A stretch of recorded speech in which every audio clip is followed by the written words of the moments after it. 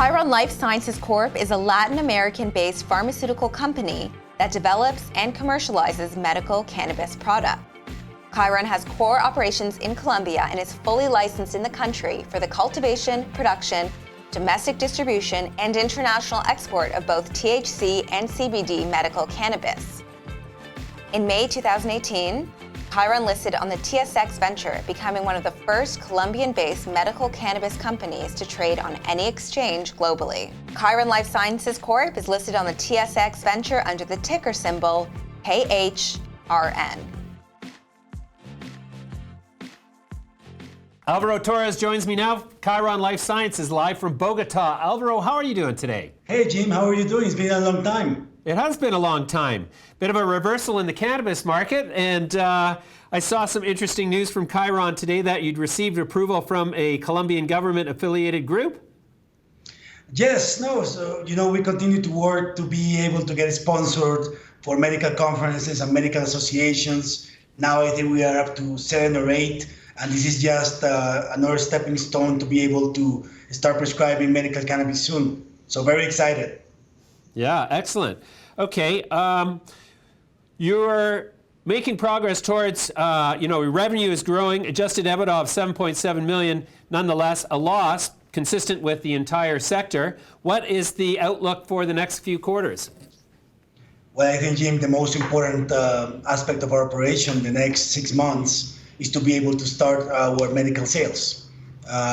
We've been talking about this for 2.5 years since we met also a year ago, and now we're very close to being able to start selling medical cannabis. And we're just waiting for a couple of more regulatory hurdles to go through, but we're expecting to be able to do this in Colombia and hopefully being able to start shipping product to patients in LATAM as well by the end of the year. So very exciting times, as well as continuing to sell our Kuida products, increasing the distribution across the different retail networks, and also the launch of our Serenia clinic, which will be very significant for us. As you know, that's a significant channel for education and patient adoption. So very exciting next 6 months, I can tell you that. Very happy. So is the delay in getting your product onto shelves in Colombia, is that consistent across the industry there? Is it specific to Khiron, or is it the case of the progress of the medical authority there? No, I don't think there's been any delays. What we've been talking about for the last 6 months is always to try to get to Q3 and Q4.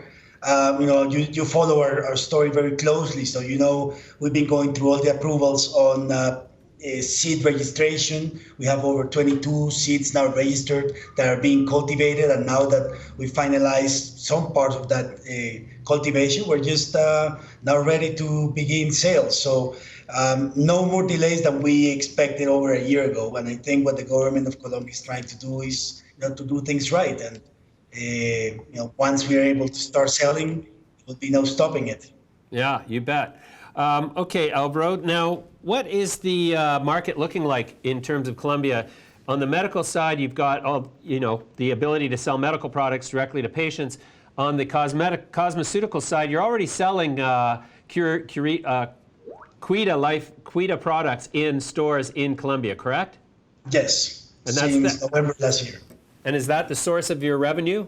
The major so we have source? two sources right now, Jim. One, of course, is our clinic. We did an acquisition of a neurological clinic called Islands that gives us about $2.1 million every quarter for now, which is in line with what we had expected since we acquired it.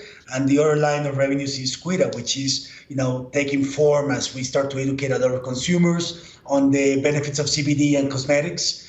And you can start seeing that building up as more retail chains are taking up our products. So we're very excited about what's happening in this Q3 and Q4, because now that we have groups like the Éxito Group, which is part of the Casino Group out of France, is the largest retailer in Colombia, to start opening up the shelf space for us. That gets us very excited to be able to continue to sell Kuida.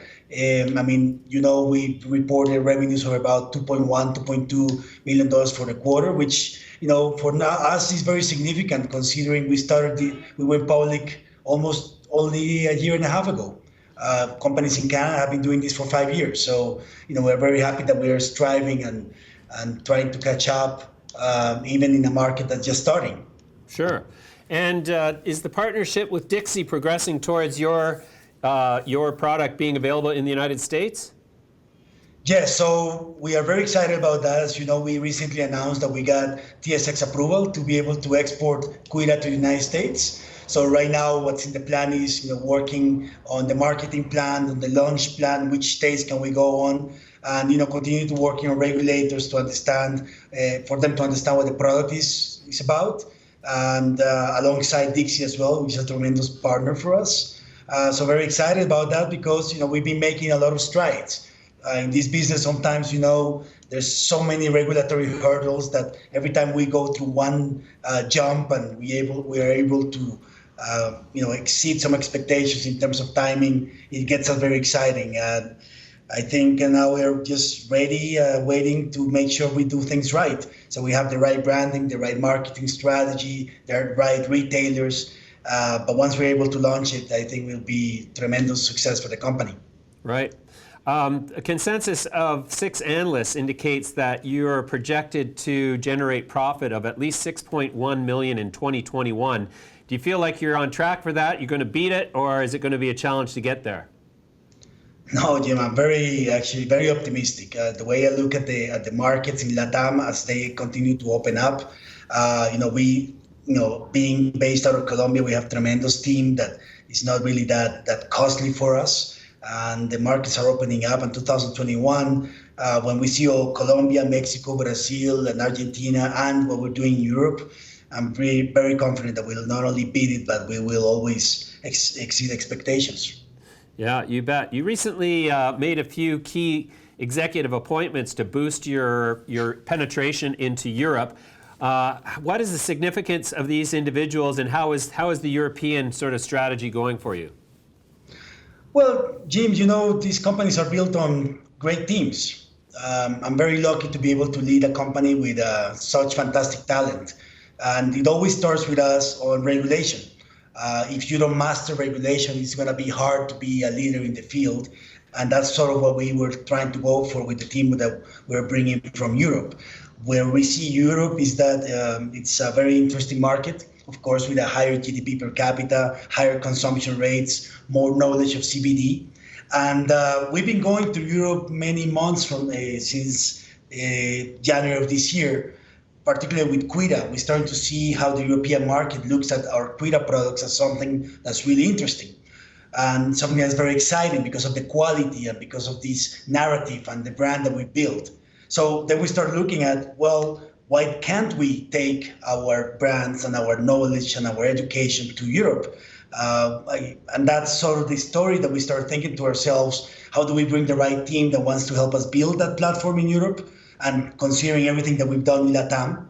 And we're very excited about bringing these first 2 executives to our team. There will be a lot of accomplishments that we'll be talking about in the next 6 months in Europe, and there will be a significant part of it. But it's all about building teams, because these companies are not built just on capital. You have to have the right people that know and understand the regulations, the market, to make sure that we are successful. So we're very happy about that. Yeah, you bet.